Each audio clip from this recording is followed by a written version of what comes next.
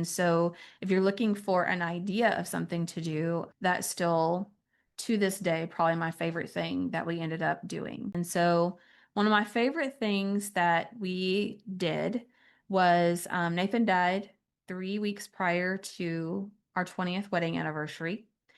And if you've heard my story, you know I ordered the t-shirt like, oh, married to my best friend for 20 years, Nathan and Emily. And I decided to go ahead and still have some family and friends over on that weekend that we had planned to celebrate.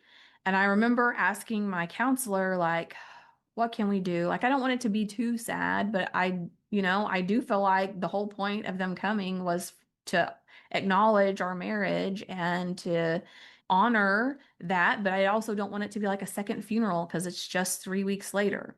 And so she gave me this suggestion that she had read about with candles. And she's like, Nathan was such a larger than life personality. She had known him as well. And she's like, maybe you do glow sticks instead of candles, like different color glow sticks. And I was like, oh, okay. And so basically, what we did is right when it was sunset, we had everybody come outside and we passed out a bunch of glow sticks. And we all went around the circle. And when people would speak, they would crack the glow stick, shake it up, throw it out in the middle of the circle in the yard. And they would share like a funny story or a memory, or even if it was just one word that reminded them of Nathan.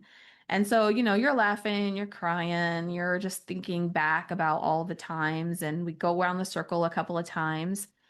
And then we had all the kids go to the middle and they rearranged all these now lit up glow sticks in the shape of a heart.